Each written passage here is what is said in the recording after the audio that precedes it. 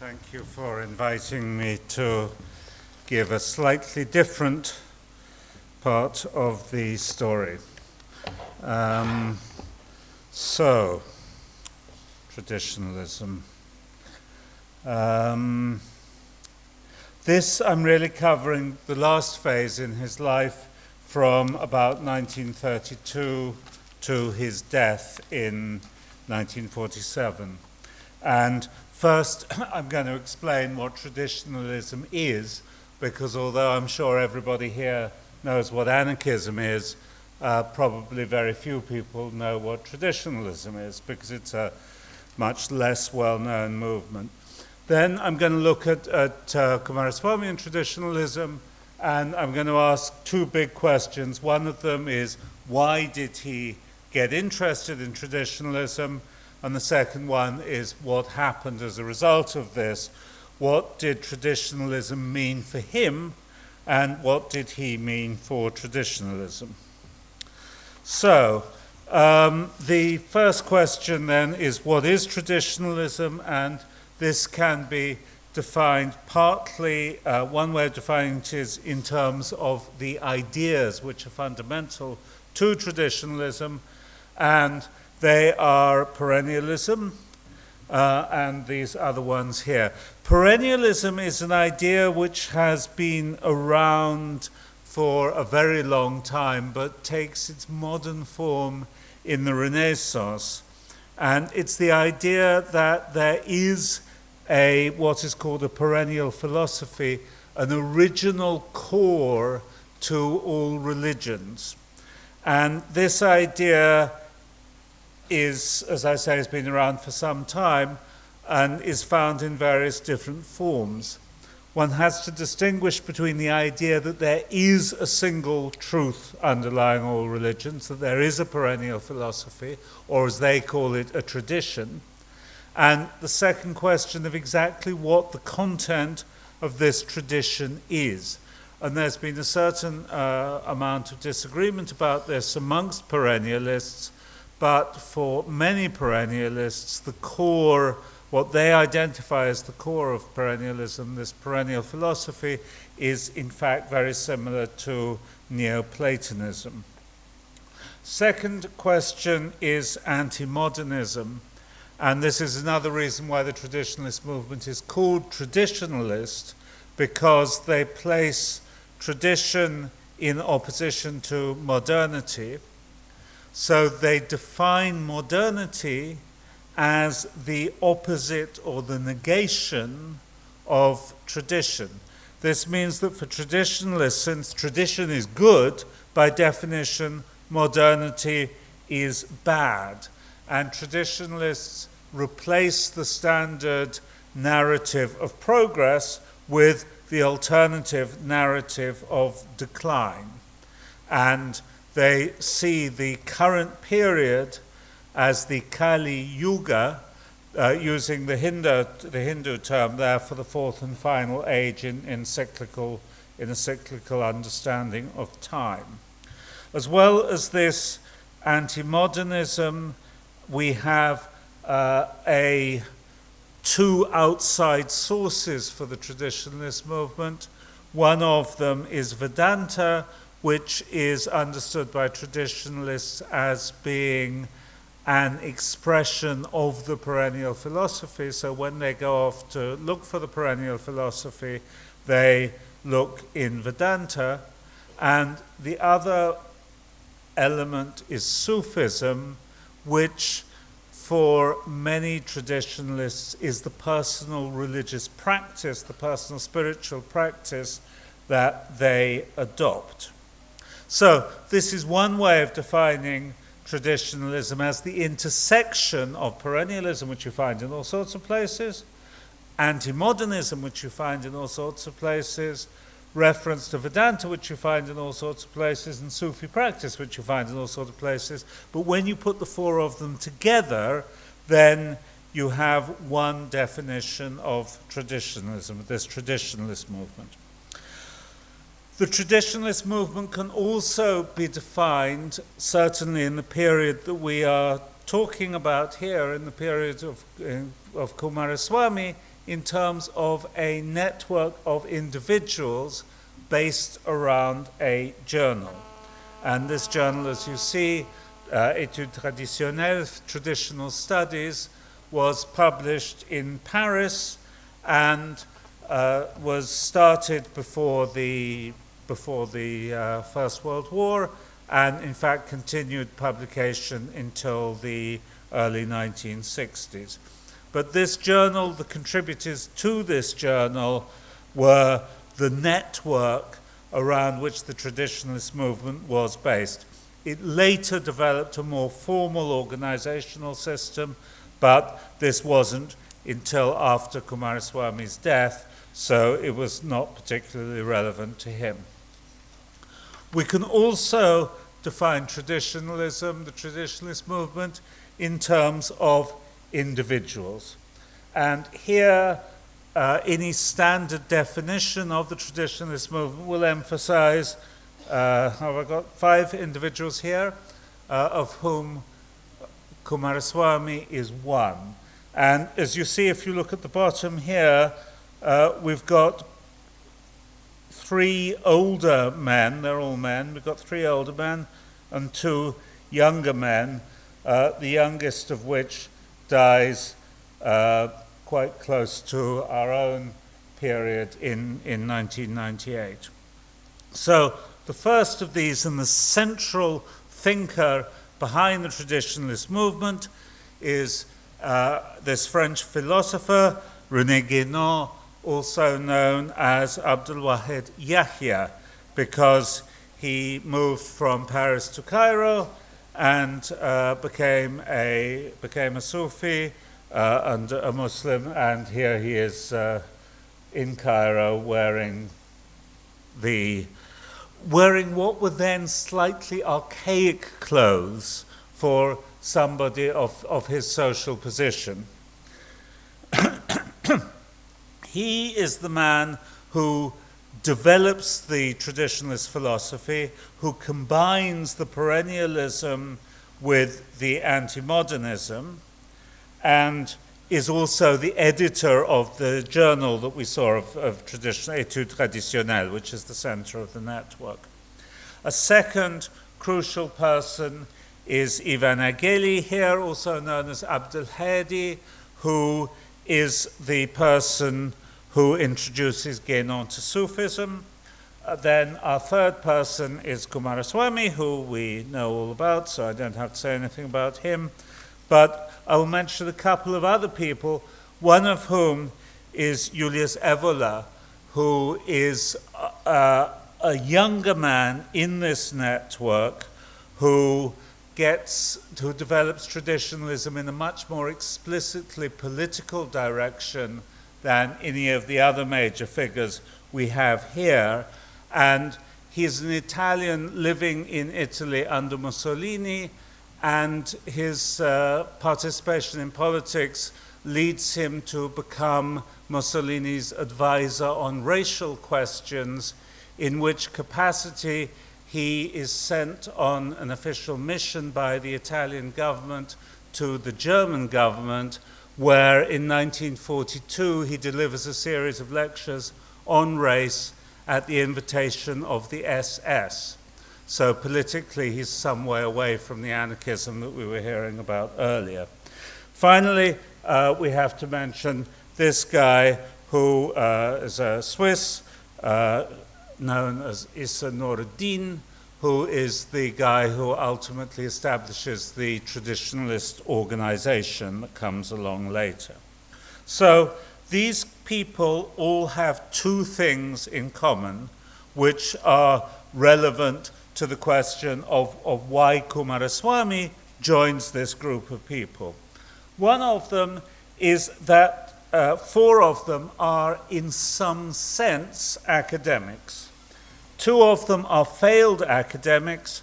Guénon here, the central thinker in the movement, wrote a PhD thesis on Hinduism which was rejected by the Sorbonne, and that was the end of his academic career. Avila here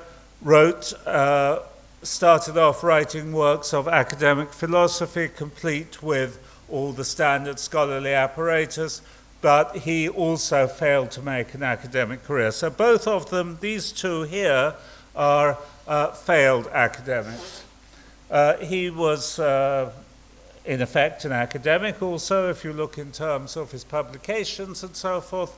And Chouan here was not himself an academic, but his followers were academics in French and in American academia, and therefore he has been himself very influential on academia. So one point that they have in common is this academic background. Another point that they have in common is that the three of them were painters. Here is Agheli, the Abdul Hadi. These are his paintings. Evola has a rather different style of painting. He's there at the beginning of the Dada movement. And then finally, these paintings, I think myself that Evola's is the most interesting of these paintings. Chouan's paintings are really, I think, somewhat less impressive, but he was also himself a painter. So that is traditionalism, which brings us to the question of why it is that Kumaraswamy gets into traditionalism. And the central point here, I think, is that in many ways, from early on in his career, he had been very close to many of the fundamental ideas which are characteristic of the traditionalist movement. If we look at perennialism, we find some very clearly perennialist statements in 1908 in his essays in Indian nationalism. You can read them yourself. The third thing that he's saying in these essays in Indian nationalism in 1908 is, I think, particularly interesting because it indicates a particular source or connection for him. And this is here when he says that genius may be metaphorically described as a thinning of the veil which, as it were, separates the conscious from the superconscious self. Now, in this sentence, we see two things. One of them is we see a very standard Neoplatonic conception of the relationship between the human being and the one, or the necessary being, or whatever one chooses to call it there. The second thing which I think is interesting in this is the use of the word superconscious, because the word superconscious isn't found in quite so many places, and the connection that we see here, I think, is from Vivekananda, who is a great user of the concept of the superconscious through people we have met before. We can also find perennialism in his Buddha and the Gospel of Buddhism. And here I think it's particularly interesting to look at the quotations, at the epigraphs with which he starts. He starts here with Blake, and that way he is tapping into another element in the very long Neoplatonic tradition, because Blake is also a Neoplatonist. He moves here to Burma, another Neoplatonist, Walt Whitman, who is in some ways, I mean, Blake is clearly very Neoplatonist, Walt Whitman less so, but certainly influenced by it. This, we will come back to something similar a little later in my paper. Anyhow, we have he's a perennialist, observably a perennialist from very early on in his career, and he is also an anti-modernist from very early in his career. I take as my example of this his 1908 essay on the village community. I won't say anything more about this because this is something that we heard quite a lot about already this morning. Where we find his first expressions of a rapprochement with the traditionalist movement are in 1933 and 1934. A New Approach to the Vedas is an extremely perennialist work because the declared objective is to translate and comment on the Vedas in the light of the mysticism of Boehme and Meister Eckhart, which is an exercise which you are only going to think worthwhile once you have become convinced that you have the same central points, central mystical points, being made in the Vedas and in the Christian mysticism of Meister Eckhart. In this book, for the first time, he cites Guénon, and he then carries on citing Guénon in 1934 in The Transformation of Nature in Art. And you can see in these two publications that his reading of Guénon has advanced, because in the first of these two works he cites a couple of recent publications of Guénon's, whereas in the second work he goes back and also cites Guénon's foundational publications, which at this point were rather harder to obtain, so clearly he's gone to some effort to obtain these extra works. So one can see a deepening interest on his part in Guénon between 1934, 1932, I assume, is when he was writing A New Approach to the Vedas, so 32, 33, 34. And then in 1935, he writes to Guénon, who is at that point in Cairo, and that is the beginning of a long correspondence between the two men, which is interrupted by the Second World War, but continues until Kumaraswamy starts again after the Second World War and continues until Kumaraswamy's death. So that's why and how Kumaraswamy becomes involved in the traditionalist movement based around Guénon, Études traditionnelles, and these other key figures who we met earlier in this paper. What is the result of this?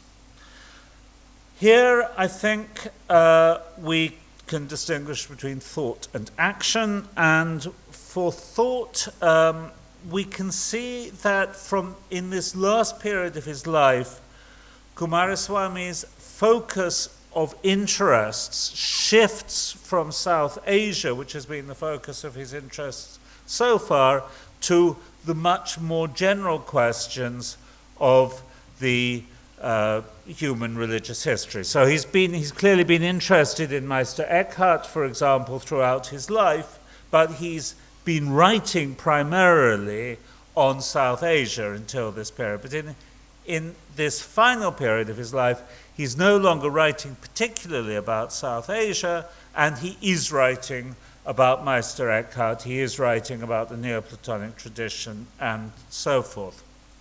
The second way in which I think his thought changes is that he picks up from Guénon and the other members of the traditionalist movement a certain dogmatism. Guénon is convinced that he has got it right. Guénon is convinced that although most people do not understand the tradition, he does understand the tradition. He is convinced that one of the reasons why most people don't understand the tradition is that we are in the last and final age, in a state of terminal decline, and necessarily in such a period most people are incapable of understanding the tradition. His purpose is to form what he calls an intellectual elite, which is to be a sort of small vanguard that will assist humanity in the rebirth at the beginning of the new cycle of time that is going to follow the final collapse of the cycle in which we are currently engaged. So Guénon, with these convictions, is incredibly dogmatic.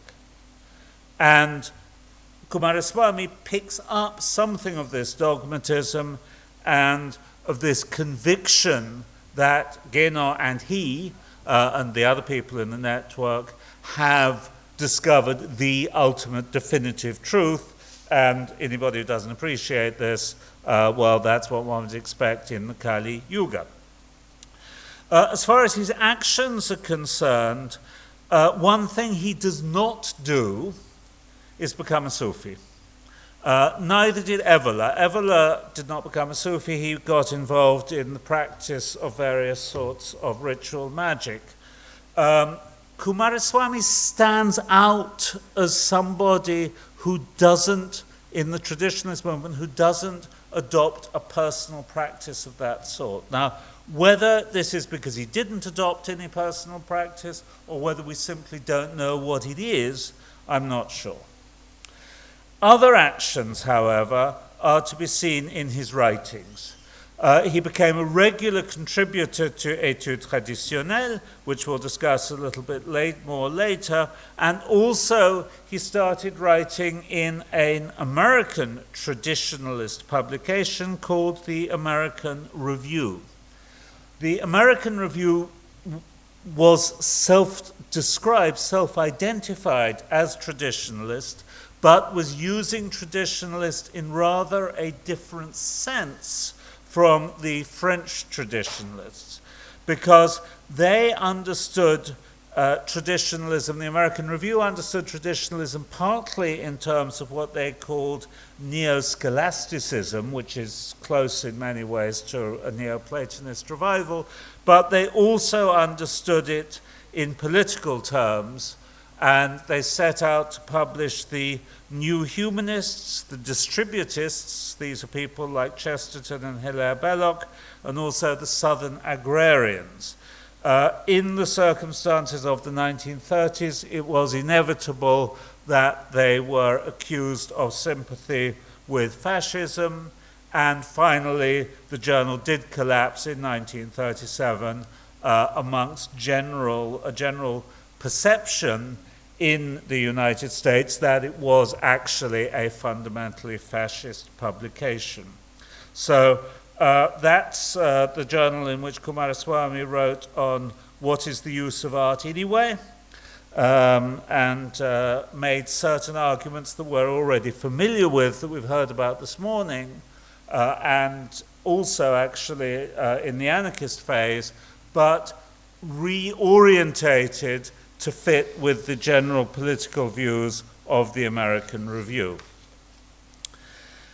He also started writing books which promoted his version of the Guénonian traditionalist view.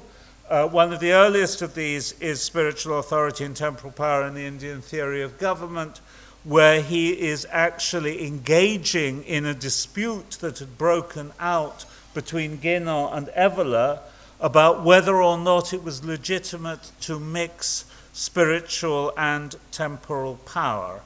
And in this, he is siding with Guénon and therefore arguing against the idea that spiritual and temporal power can legitimately be mixed. Hinduism and Buddhism is perhaps his most explicitly perennialist work, in which his thesis, is stated very clearly in the introduction, is that, quote, the Indian tradition is one of the forms of the Philosophia Perennis, and as such embodies those universal truths to which no people or age can make exclusive claim. We also have other traditionalist views being put forwards in his Why Exhibit Works of Art, which is the book, the publication which I think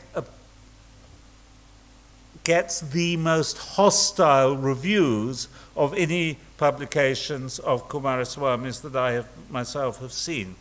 He's attacked especially by a philosopher called Helmut Kuhn, who is a Jewish German philosopher who engaged in Germany in a very major controversy with Carl Schmitt, who was the pet jurist of the Nazis, and as a result of that, and as a result of being Jewish, had to move to the US.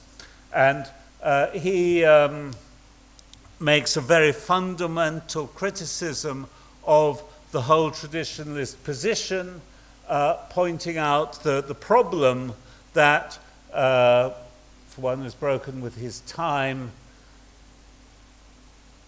the normal path leading into the future is violence, which Kumaraswamy was not himself advocating, but which, we have to admit, Kuhn had got it right. Some of the people with whom he was associated in the traditionalist movement were indeed advocating violence in a very direct fashion.